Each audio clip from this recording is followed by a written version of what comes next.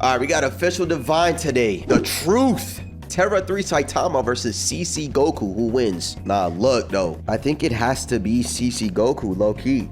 Terra 3 Saitama, I know that's like the fan-made one, right? Or the manga-style Saitama, I don't know. I saw a video on that, and he is very super OP. But at the end of the day, bro, I think CC Goku just obliterates anybody and anything. That's all I gotta say. You know, I can't give y'all specific examples because I can't think of anything, but I think it has to be Goku, bro. And I love Saitama, but he's bald. That's tough. All right, let's see what we got going on, bro. Terra 3 Saitama versus Saitama. CC Goku. One of the most heavily debated topics of all time is the matchup between the man with the power of a god versus the mortal with the form that gods cannot reach. But what happens when the strongest versions of these characters have to fight? So then that's it. Goku wins. Saitama has the strength of gods, and Goku has the power that gods can't reach. So that's self-explanatory. That means Goku wins. See y'all tomorrow, bro. The video's over. Shout out to OfficialDivine. All right, out of here. Just kidding. Let's watch the video. Saitama versus W video. Goku. One of the most heavily debated topics of all time is the matchup between the man with the power of a god versus the mortal with the form that gods cannot reach. But what happens when the strongest versions of these characters have to fight to the death? An unstoppable force versus an immovable object. So who would win? W physics. Terra 3 Saitama versus Capsule Corp Goku. In the One Punch Man fan manga titled Terra 3, we finally get to see Saitama's true strength as he takes on Garo, who got power from an even more powerful god. Landing back down on Earth as the strongest being in the universe, Cosmic Garo, and is faced with the strongest period, Saitama. Garo in this new cosmic state is stated to now see everything, as the structure of the universe is now in his hands, and the mysteries of heaven and earth were opened up to his eyes. Garo and it's crazy how a lot of these fan stuff are actually pretty dope, because even the Kakume manga or whatever, like that one's really like impressive. The drawing, the story could actually make sense though with canon Dragon Ball Super. Saitama, the Terra stuff could actually make sense with where Saitama the anime is. So yeah, both of these stories are actually pretty dope. To his eyes, Garo immediately attacks Saitama with a supernova punch. Like this could be real. That was only able to use a small gamma ray burst. This punch, when focused on a single point, explodes every cell in its target's body. Jesus. This attack exploded and turned into a Laniakea supercluster, which is the galaxy supercluster that is home to the Milky Way and approximately 100,000 other nearby galaxies. Jesus. I guess that's why its other name is Immense Heaven. Saitama punches Garo back, as that attack was nothing but a flashlight in his eyes. What? It was revealed that the #1 hero blast was able to erase the destructive force of his punch as if it never existed, as that punch distorted the very fabric of the universe itself and was rewritten so that the only ones who remember is Garo and his target, meaning nobody else in the entire universe knew that they all just died. Garo says that not even the brightest explosion in the universe was enough to close the gap in strength, so that's when he makes his decision. If relying solely on the power within the universe isn't enough to defeat Saitama, he'll have to use the universe itself. Taking a step back, it's revealed that the universe itself is far bigger than we could have ever imagined, as it's stated that our concept of infinity struggles to fully comprehend the depths of the universe, and even models like the Von Neumann universe only cover a small fraction of its size. I studied that in college. The universe model is the idea that the universe is built on sets, constructed using operations such as power sets in a specific hierarchical structure, encompassing everything under its umbrella. But to make this easy to understand, let's say we start with an empty shelf and progressively add collections of books. Each new stage includes all possible ways to organize the collection of books from the previous stage. Eventually, we'll have a comprehensive library that represents the Von Neumann universe, where each book or collection corresponds to a set built from earlier sets. The Von Neumann universe is constructed layer by layer. Too much info, bro. Y'all, too much info. Let me tell you something. I lost you as soon as you said book. Bro, I don't read, bro. And then you talking about this multiversal cosmology, galactic infinity stuff. I don't know what you're talking about, bro. You said book and I lost you, twin. each layer containing all subsets of the previous one, ultimately creating a hierarchy universe of sets, and this is only a small fraction of the Terra 3 universe. It even mentions concepts like absolute infinity and inaccessible cardinals, and all of this gets lost in the vastness of the universe, with all of this being closed into Garo's fist in one cosmic cataclysm strike. However, all of this power is stopped in its tracks by Saitama's hand, telling Garo that he's taking their battles somewhere else. And with that, the entire universe shatters, and Garo wakes up in a white void, where Garo looks up and sees the entire multiverse before his eyes, realizing that Saitama knocked them both out of the entire universe. And if you thought this fight was crazy so far, you have no idea. Yo, bro, I know this will never get animated. Obviously, it's a fan animation, but this is crazy. You are right, though. Cosmic Garu is real, right? I think that's what's happening in the new season that's coming up. But anyways, chat, if y'all didn't follow, everything that he just mentioned about all those different universes, all stacked in different sets, all boom, boom, boom, boom, boom, all that was in that one punch. So he was about to get hit with... bro, I don't know. We don't know. He was gonna get hit with we don't know. So he stopped it. He stopped the we don't know. And he said, yo, bro, let's take this somewhere else, man. Boom. So he took him out the universe, bro. So they're in a subs. I don't know, bro. I don't know where they are. They're in the I don't know, bro. Okay. But they're not even in the universe no more. They went out the universe. So I guess they could fight for real. Thought this fight was crazy so far, you have no idea. Garo punches Saitama's head and blows an entire chunk off, saying that he overestimated him, until Saitama's fist is in his stomach, sending him flying, with Garo stating that it's impossible that he's still alive, as he erased all concepts of time and space from his surroundings. But that's when Saitama simply peels off the erased concept from his head, and he's back to normal. Oh my god, yeah, wait. What? That's when Garo uses a technique Saitama to reverse wins. Saitama's body to 2 dimensions, then 1, then finally 0. The entire universe is cut into endless lines based on their own number. Each line is straightened and sequenced to the point where each line is as big as the universe itself, with each line being composed of infinite amount of points, with the distance between each point being inaccessible to the last, and all of them together form a single line, with each line stacking on top of itself in a hierarchy called his dimensional blow. But Saitama cuts from 0 dimensional all the way back up and punches Garo in the face, and that's when Garo decides that the best way to defeat him is to literally go into his settings like a video game and rewrite them. But when he looks at his settings, all he sees is invincible. Garo can't believe that this human is this strong and decides to erase the very concept of mankind from existence. Oh my god. Chat, let me put it into y'all's perspective, bro. Well, actually, let me explain and then put it into a perspective where you peons could see it from. Anyways, he was like, yo, bro, I can't defeat this guy. I need to go into his setting, aka his molecular level, his settings, his like in-game profile basically. And in the profile it said invincible. You can't like all his stats invincible. Boom, you can't erase him. Now in y'all's POV, boom, y'all playing Marvel Rivals. Y'all like, wait, oh my god, Vash just got online. Let me go to his profile. Boom! And then my rank 1 for all. You feel me?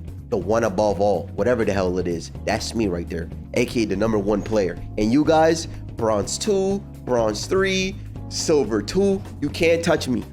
I'm all the way above you. Thank you. Is to literally go into his settings like a video game and rewrite them.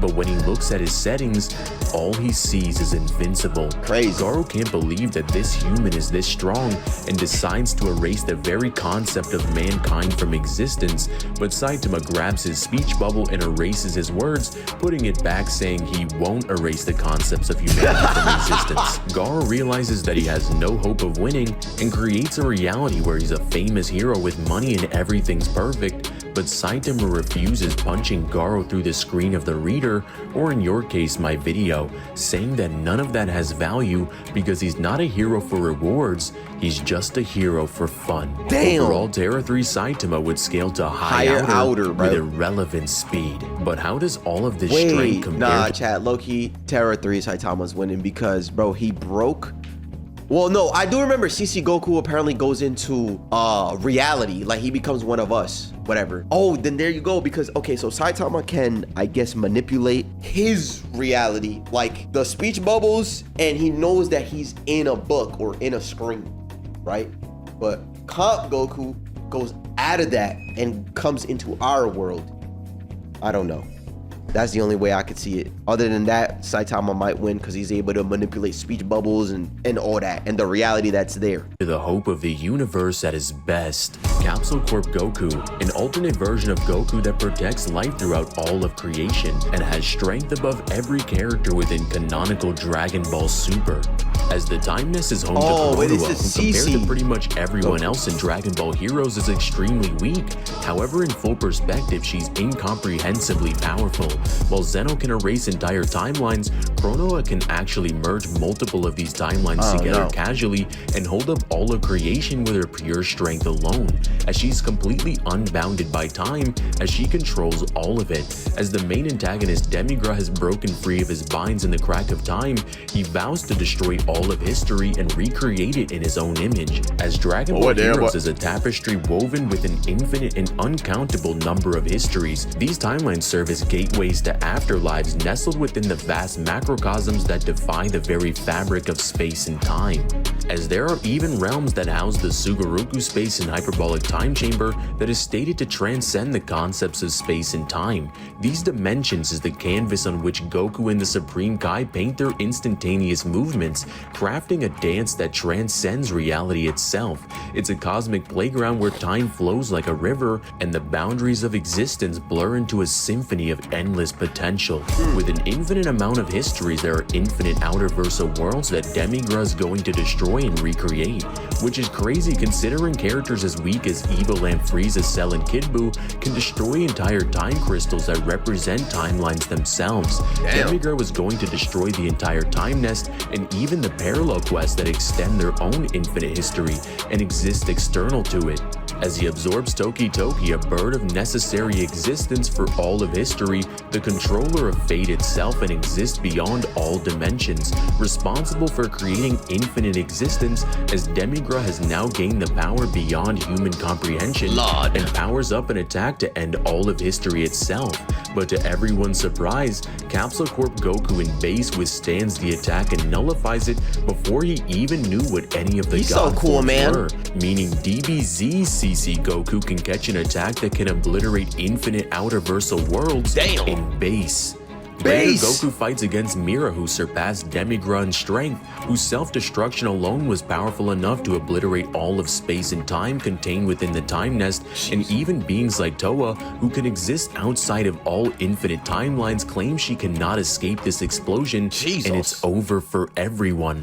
As Mira was put down by a post-Universe 6 Saga Super Saiyan Blue Goku without Kaioken, with Demigra returning with even more terrifying not at his strongest power, form. as he's now gained a third form that was threatening to destroy the real world, with Beats World existing conceptually higher than the Dragon Ball Heroes universe itself, as it views the entire game as fiction. And these aren't necessarily just higher geometrical dimensions in the real world, such as the distinction between the third and fourth dimensions. Instead, they represent a conceptual reality difference. In the real world, characters like Beat must enter the game as avatars, further showing the distinction between the game's dimensions and the real world's physical dimensions, as even an infinite dimensional being within the Dragon Ball Heroes game or Xenoverse would be viewed as fiction to the real world, making the real world in Dragon Ball Heroes a high outerversal realm. And Demigra was going to destroy all of this until he was put down by Xeno Goku in, well, you guessed it, base form. With CC Goku now being stronger than Celius, who can reset all of Beat's world, and Meki Kabuto, who can destroy it and swallow all infinite timelines, as he's able to regenerate endlessly. CC Goku even battles an even stronger Xeno Goku as a Super Saiyan Blue, with Xeno Goku himself being so powerful that just by transforming into Super Saiyan 4, he was a threat to all of time, promising the Supreme Kai of Time he would never use it, but he needs it to fend off CC Goku. Yeah, he needs it with for Master himself. Ultra Instinct in Dragon Ball Super being a powerhouse, as it makes characters stronger than Broly break their arm on his chest chest, being so confident that he can literally drop down to base and ask bro if he even lifts. However, CC Goku with Mastered Ultra Instinct is a completely different monster. CC Goku with Mastered Ultra Instinct can obliterate Super Saiyan 3 Cumber, who he himself can battle against Jiren and defeated Super Saiyan Blue Kaioken Vegito casually, with Goku learning to tap into Ultra Instinct at will by the Grand Priest, as Goku himself one-shotted the Tuffle Orin out of Vegeta's body, showing his own version of Spirit Fission. In a climatic battle against Fu, the stakes reach a ridiculous height, as Xeno Goku and Capsule Corp Goku find themselves compelled to fuse to become Xeno Gogeta and CC Gogeta, as the fusions themselves are stated to have power that transcends the very fabric of dimensions themselves. Despite their ridiculous power, Fu is able to one-shot them back into their separate parts. The situation takes a turn when the Supreme Kai of Time poses an idea and produces a fusion of Xeno Goku and CC Goku into a single entity. With this power fusion achieved, Xeno Goku and Capsule Corp Goku unleash an onslaught of power that breaks through fused barriers and forces him to block it himself, with the sheer intensity of their attack having the potential to one-shot him. Their new power transcends Blue Gogeta, who is believed to possess the capability to confront the Omni King himself, a being that supersedes every god of destruction, capable of wielding destructive might to annihilate entire timelines and reduce Beat's world to nothingness. As Super Saiyan 4 Gogeta, who can defeat Dark Omega Shenron with one finger, with this same Omega having power to obliterate reality at whim. With CC Goku combining his power with the Universe Tree, CC Goku transforms into his most powerful state that can make all of creation tremble. Universal Blue Goku.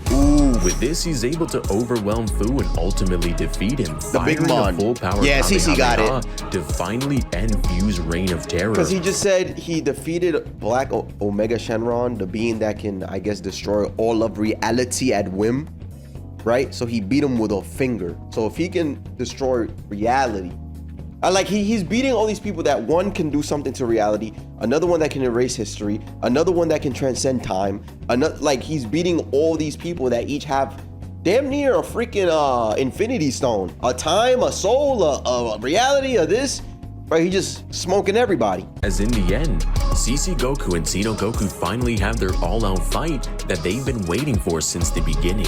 Xeno Goku powers up straight to Limit Breaker Super Saiyan 4, who was previously able to defeat Black Janemba, who is stated to be the literal embodiment of the concept of evil itself.